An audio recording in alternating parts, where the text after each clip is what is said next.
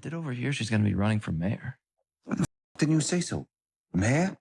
I always wanted a mayor in my pocket. Anybody with that much ambition, easy to manipulate. Tommy versus Stacy Marks. It took a huge turn in episode 5.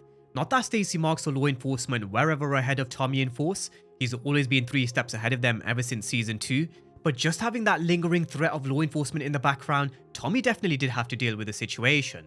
He was able to flip the chessboard upside down in episode 5, and now he has control over Stacy Marks. He's the one who calls the shots. However, I do want to advise caution when it comes to the control that Tommy has at this moment in time.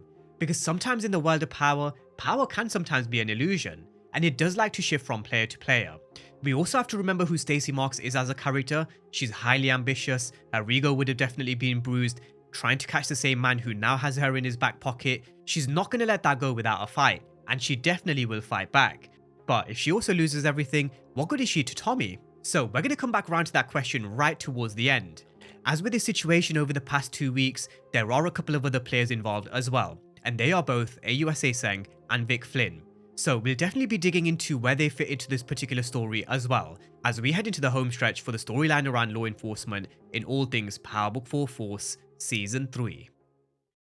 Now, the way Tommy flipped the chessboard on Stacy Marks in episode 5 was very ghost-like. I've definitely been enjoying watching Tommy make smarter moves, be more strategic, but still with that same kind of ruthless killer instinct that he's always had and shown in Power. I don't think that will ever change. Betray him or hurt him or anybody that he loves, the Grim Reaper will definitely get you, and we did see shades of both in episode 5. We saw the ruthless side when it came to Claudia Flynn, and we saw the ghost-esque strategic side when it came to using Alicia to gain leverage over Stacy Marks. He used a combination of a campaign donation, which was tied to her political ambition and run for the mayor's office, and also flipping a witness to accuse her of intimidation and witness tampering. That puts both her career and freedom at risk. That sort of move is definitely from the playbook of Ghost. Tommy didn't kill Stacy Marks, he turned arguably his biggest threat, which is an AUSA, into an asset. Just like Ghost once did back in Power, it was the ultimate power move, because it neutralizes the threat of law enforcement. It turned a defensive position into offense, and it definitely is a quieter move than dropping bodies in the streets. It's a level of power that Tommy's never had before, and I really do think he's kind of liking the way he's now playing the game. Sometimes history isn't always about muscle, death, and killing snitches. It's about who you can control. And in this moment, he's now got control over someone who may have control over the city. Just think about that for a moment. Think about how powerful of a move that is. Controlling someone who has control over the city. Now, going into episode 6, Stacy Marks definitely is going to have to face the music. She's going to have to face some big questions within law enforcement. AUSA Seng was already questioning her decision to let Claudia walk. He was already saying how much of a risk it was. That was of course him saying it from his own selfish gain, but at the same time he was also viewing it from a logical standpoint too. Letting Claudia out was a very big risk they couldn't afford. We have to remember back in episode 1, they also lost Markovich. They lost 1/3 of their case. Now that Tommy's put Claudia's body up as a statement, which will probably be found in episode 6, now that they've lost another third, which will only leave Roberto Ortega remaining, which is definitely on Stacy Marks. She sent Claudia to do her dirty work, who died on her watch. She was supposed to protect her CI while delivering Tommy Egan, and part of the deal was that she would testify against Roberto Ortega. Well, you may as well just throw that final third out the window as well, because there is no way she's bringing down the hammer on Roberto Ortega without Claudia Flynn. Liliana's actually the one who now has her hands on Claudia. The judge has also already suppressed the drugs and cash, and Ortega's lawyer is now going for a complete dismissal of the entire case. Her entire RICO is a complete mess, which when you ask the question why, it's because she got too greedy and tried to go after Tommy again, when the ball was just right there in the perfect position. All she had to do was hit the home run with the case that she already had. Now she's done. She's in Tommy's back pocket, she's lost her CI, her case with Roberto Ortega will most likely blow up as well, she's got a boot on her neck from CPD, and by the way, during her speech in episode 5, she also promised to bring down the city's crime rate.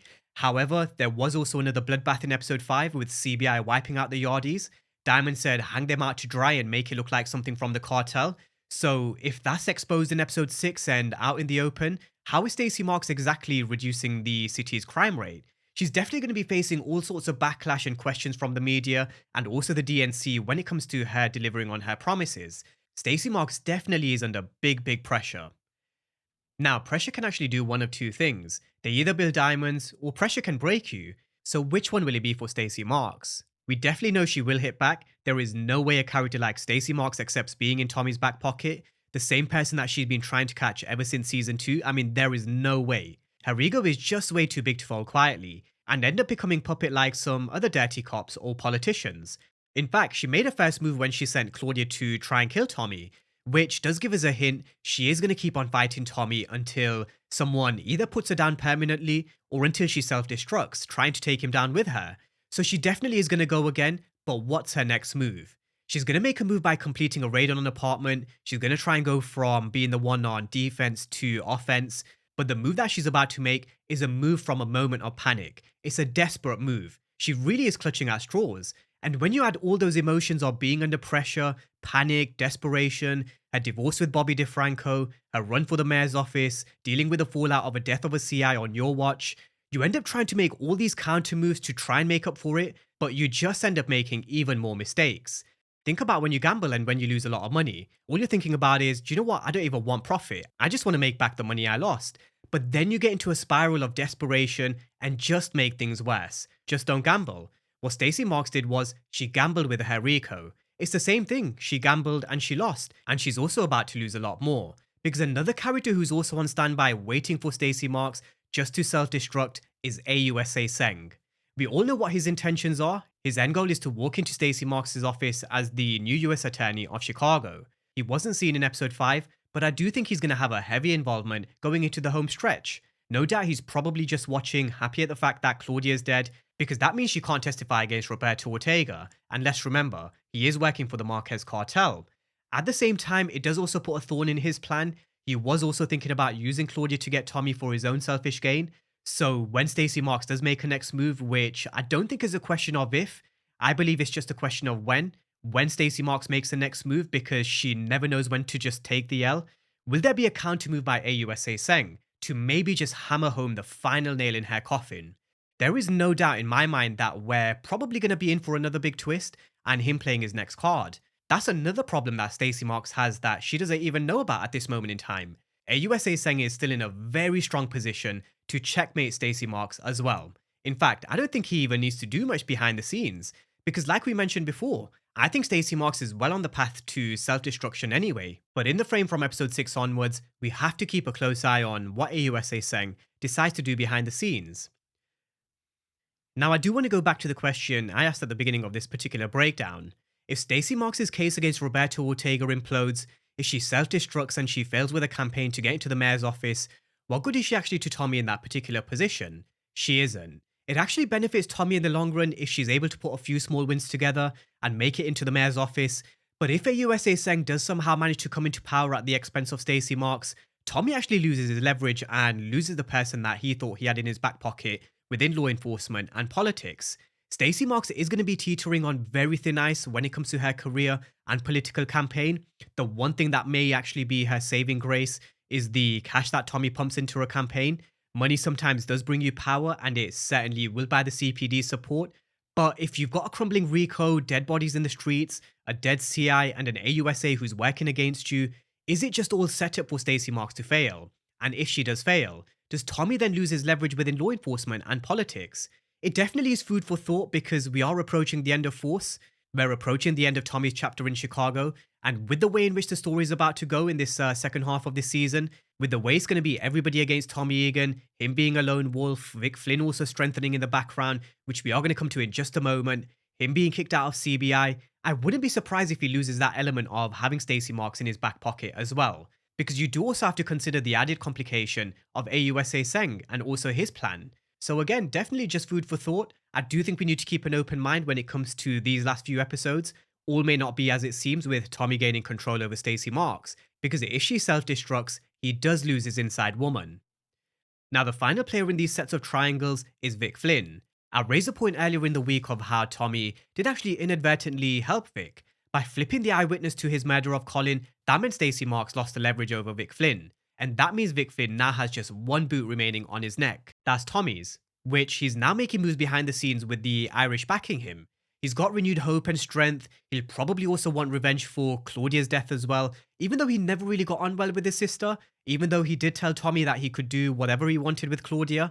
he did end up coming around to the idea of working together towards the end of episode 5 to bring down Tommy with Claudia. So it's going to be interesting to see his reaction to Claudia's death, but he is going to be trying to make moves to take back control over his life and also the Flynn legacy. Now with Vic, there is also another key storyline that we haven't really mentioned over the past 2 weeks. It's somewhat kind of just gone under the radar, which is something we definitely need to keep in mind. It's the envelope that he left for Beth back in episode 1.